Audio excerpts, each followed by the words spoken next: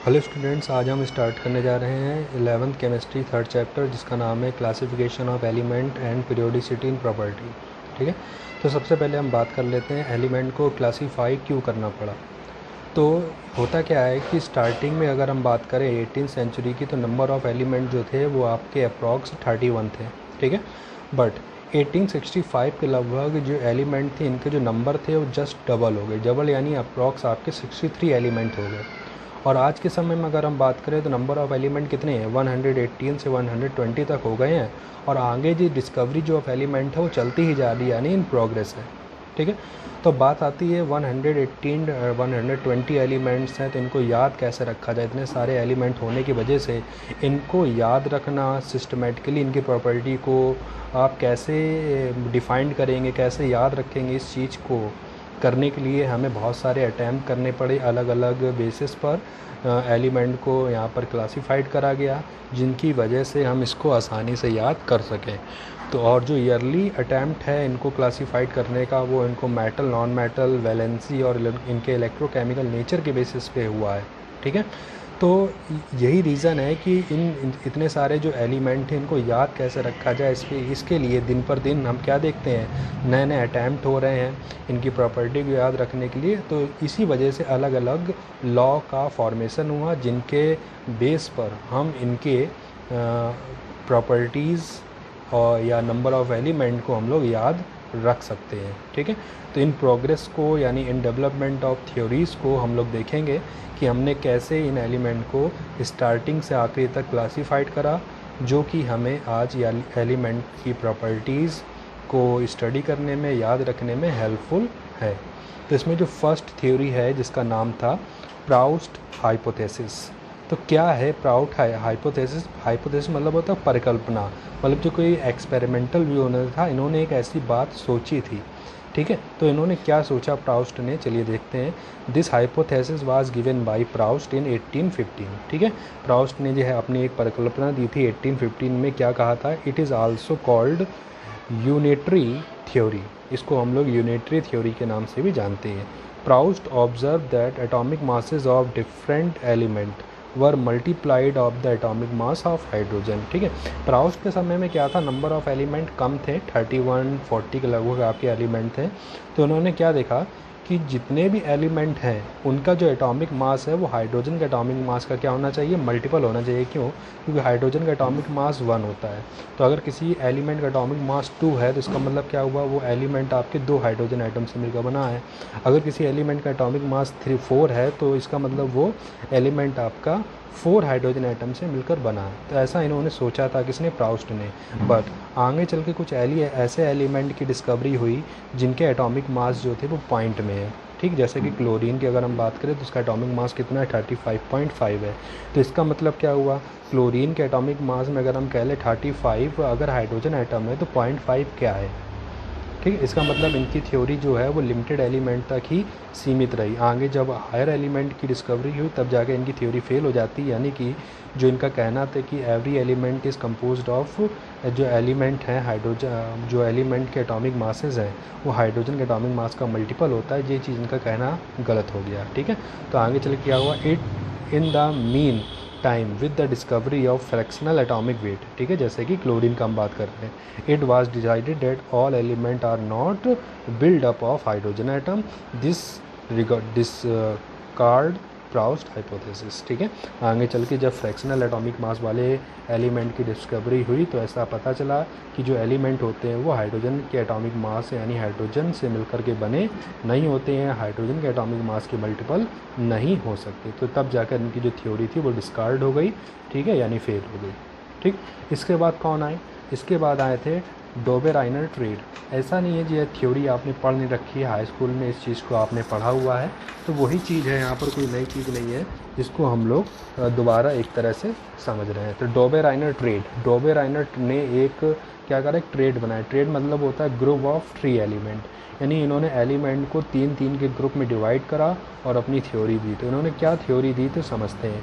In 1829 Dobereiner pointed out that there were certain group of 3 element. ठीक है, यहाँ पर कुछ ग्रुप हैं 3 एलिमेंट्स के, which had similar properties and the atomic weighted of the central element was the arithmetic mean of the atomic weight of the other two।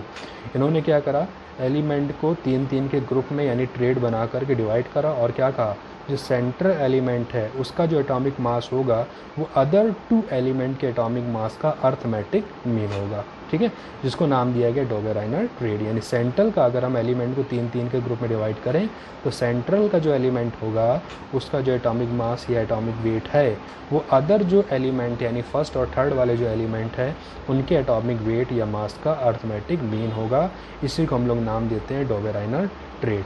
कुछ examples इसमें उनको देखते हैं, जैसे कि फर्स्ट इनका जो ट्रेड था थ्री एलिमेंट का वो लिथियम, सोडियम और पोटेशियम के साथ था। और इन्होंने क्या देखा, जब हम लिथियम और पोटेशियम के एटॉमिक मास का अर्थमेटिक मीन निकालते हैं तो वो कितना आता है, 23 आता है, जो मिड एलिमेंट सोडियम का एटॉमिक मास होता है। इसी तरह से इन्होंने सल्फर, सेलेनियम और टेलुरियम एलिमेंट के एटॉमिक मास का जब सल्फ़र और टेलुरियम के एटॉमिक वेट का अर्थमेटिक मीन निकाला तो वो कितना आया आपका 679.9, जो अप्रॉक्स आपके सेलेनियम के एटॉमिक वेट का अर्थमेटिक मीन होता है, ठीक है।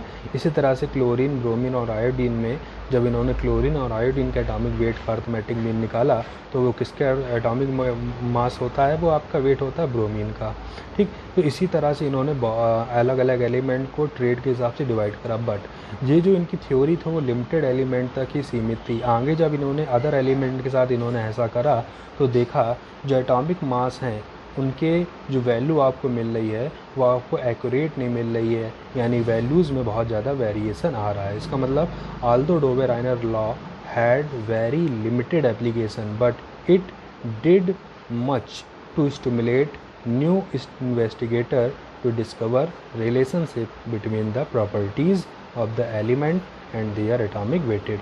इनकी जो थ्योरी थी वो लिमिटेड थी, ज़्यादा एलिमेंट तक नहीं हो सकी, बट इन्होंने एक इस थ्योरी से इन्होंने क्या एक दे दिया कि जो नए डिस्कवरर होंगे उन्होंने इनकी प्रॉपर्टी, एलिमेंट की प्रॉपर्टी और उनके एटॉमिक वेट के बीच में रिलेशन के हिसाब से नए एलिमेंट की डिस्कवरी कर सकेंगे, यानी इनके एटॉमिक वेट को डिस्कवर कर सकेंगे।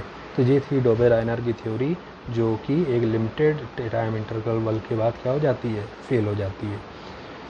फिर इसके बाद नेक्स्ट थ्योरी है जिसको हम लोग नाम देते हैं न्यूलैंड लॉ ऑफ ऑक्टेव, ठीक है। न्यूलैंड लॉ ऑफ ऑक्टेव, यानी न्यूलैंड ने एलिमेंट को, ठीक है, उनके ऑक्टेव रूल के हिसाब से डिवाइडेशन किया था और अपना लॉ दिया। तो क्या बताया गया है इसमें, तो in 1865 John Alexander Newland suggested that if elements are arranged in increasing order of their atomic masses, then every eighth element resemble in its property with the first one, just like the eighth node of a musical octave। इन्होंने क्या करा, अगर element को हम एक इनके atomic mass के increasing order में प्लेस करें तो एट्थ जो एलिमेंट होगा हर सीरीज का, जो एट्थ एलिमेंट होगा वो फर्स्ट एलिमेंट के साथ प्रॉपर्टीज़ में सिमिलरिटी रखेगा। जैसे म्यूज़िकल नोड्स में अगर हम सेवन्थ के बाद जो एट्थ नोड आता है, बेसिकली 7 नोड होते हैं, स्वर होते हैं, ठीक है। तो जिसके बाद साउंड जो आप अगला स्वर बोलोगे तो वो सेम साउंड देगा, जैसे सा रे गा मा पा धा नी, तो नी के बाद क्या आ जाएगा आपका फिर सा, ठीक है। तो जो 1 2 3 4 5 6 7 और 8वां फिर क्या मिलागा, सा। तो इसी तरह कहीं से भी स्टार्ट करोगे तो जो आपका एट्थ एलिमेंट होगा और उसके प्रीवियस जो एलिमेंट होंगे उनकी प्रॉपर्टीज़ में क्या पाई जाएगी, सिमिलरिटी पाई जाएगी। जैसे lithium, beryllium, boron, carbon, nitrogen, oxygen, fluorine, यानी अगर हम लिथियम की स्टार्ट करें तो 1 2 3 4 5 6 7, तो 7 के बाद 8वां एलिमेंट कौन होगा आपका, सोडियम। इसका मतलब लिथियम और सोडियम के प्रॉपर्टीज़ में क्या होगी, सिमिलरिटी होगी। अगर हम यहाँ से स्टार्ट करें तो 1 2 3 4 5 6 7 और 8, मतलब बेरिलियम और मैग्नीशियम की प्रॉपर्टीज़ में क्या होगी, सिमिलरिटी होगी। जैसे आप संगीत की अगर फर्स्ट नोट को देखें तो सा रे गा मा पा धा नी, 7 के बाद 8वां फिर कौन आ गया, सा आ गया। तो उसी तरह से ये एलिमेंट भी क्या होते हैं, प्रॉपर्टीज़ में सिमिलरिटी रखते हैं, ठीक है। तो इसी का आगे कहा गया this law work quite well for lighter element that is up to calcium but fail in case of heavier element। जो इनका जो थ्योरी थी, जो लॉ था, वो कुछ लिमिटेड एलिमेंट यानी कुछ कम एटॉमिक मास वाले एलिमेंट तक ही सीमित रहा। जैसे हम हायर एटॉमिक मास वाले एलिमेंट के ऊपर जो लॉ अप्लाई करते हैं तो ये सिमिलरिटी शो नहीं करता और लॉ आपका फेल हो जाता है। तो ये आपके कुछ लॉ थे, ठीक है, प्राउस्ट का, डोबेराइनर का और न्यूलैंड ऑक्टेव लॉ, जिसको आप 10th क्लास में भी पढ़ चुके हैं। और भी लॉ के बारे में हम जानेंगे जिसको हम लोग नेक्स्ट वीडियो में देखेंगे।